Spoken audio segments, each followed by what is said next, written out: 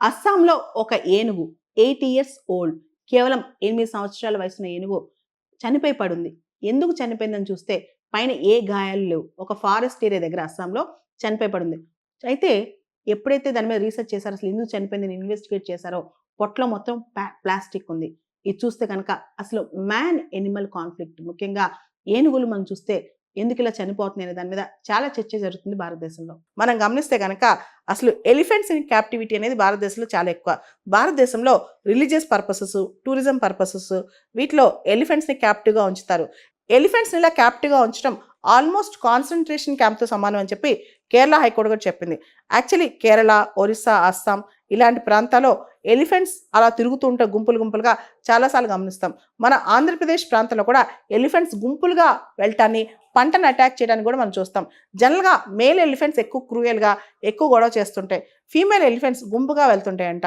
అయితే man animal కాన్ఫ్లిక్ట్లో elephants railway track cross చేయటం, రోడ్స్ క్రాస్ చేయటం ఇవన్నీ చేస్తూ కొన్నిసార్లు ఎలిఫెంట్స్ యాక్సిడెంట్లు కూడా చనిపోతాయి. కొన్నిసార్లు ఎలిఫెంట్స్ని చంపేస్తారు. ఉదాహరణకి కొన్ని సంవత్సరాల క్రితం పంటను అటాక్ చేస్తుందని చెప్పి కేరళకు చెందిన రైతులు ఎలిఫెంట్కి పైనాపిల్ బాంబు ఇచ్చి చంపేశారు. ప్రెగ్నెంట్ ఎలిఫెంట్ అనమాట. సో ఎలిఫెంట్స్ జనరల్గా 60-70 సంవత్సరాలు బతుకుతాయి. కొన్ని ఎలిఫెంట్స్ అయితే 100 సంవత్సరాలు కూడా బతుకుతాయి. భారతదేశంలో ప్రాజెక్ట్ ఎలిఫెంట్ అనేది 1992లో స్టార్ట్ చేశారు. అంతేకాదు భారతదేశంలో కర్ణాటక రాష్ట్రంలో హైయెస్ట్ నెంబర్ ఆఫ్ ఎలిఫెంట్స్ ఉన్నాయి. దాదాపు 6,000 పైన ఏనుగులు కర్ణాటకలో ఉన్నాయి.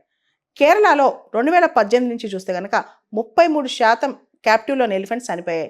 క్యాప్టివ్ ఎలిఫెంట్స్ కండిషన్స్ అనేవి కేరళ హైకోర్టు కథనం ప్రకారం జర్మనీలో వరల్డ్ వార్ II టైంలో కాన్సన్ట్రేషన్ క్యాంప్స్ ఎలా ఉన్నాయో అంత దారుణమైన అతి హీనమైన పరిస్థితుల్లో ఉన్నాయి. ఫుడ్ కానీ, హైజీన్ కానీ, వాటికి కావాల్సిన ఎమోషనల్ సపోర్ట్ కానీ ఏమీ లేవు.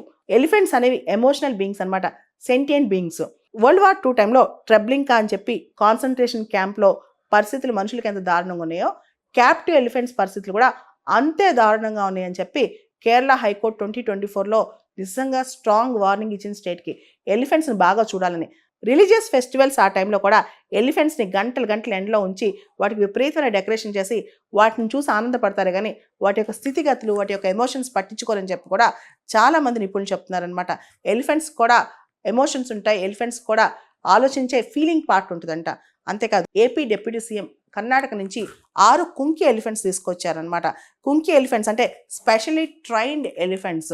ఏదైతే ఎలిఫెంట్స్ పంటను అటాక్ చేస్తాయో, ప్రాణ నష్టానికి గురి చేస్తాయో ఆ ఎలిఫెంట్స్ అటాక్ చేయకుండా భయపెట్టడానికి కుంకి ఎలిఫెంట్స్ తీసుకొస్తారు. కుంకి ఎలిఫెంట్స్ అంటే స్పెషల్గా ట్రైన్ అయిన ఎలిఫెంట్స్ అని అర్థం అన్నమాట. మనందరం మనసున్న మనుషులం, ఎమోషనల్ బీయింగ్స్. వేరే మనుషులకు హాని చేసినప్పుడు వాళ్ళు ఎంత బాధపడతారు, మనం వాళ్ళు బాధపడినందుకు ఎంత బాధపడతామో ఆలోచిస్తాం కదా. అలానే ఎమోషన్స్, ఫీలింగ్స్ ఉండే ఎలిఫెంట్స్ని అమానవీయంగా చూస్తే, వాటిని హీనంగా చూస్తే అవెంత బాధపడతాయో ఒకసారి మనం కూడా ఆలోచించాలి కదా.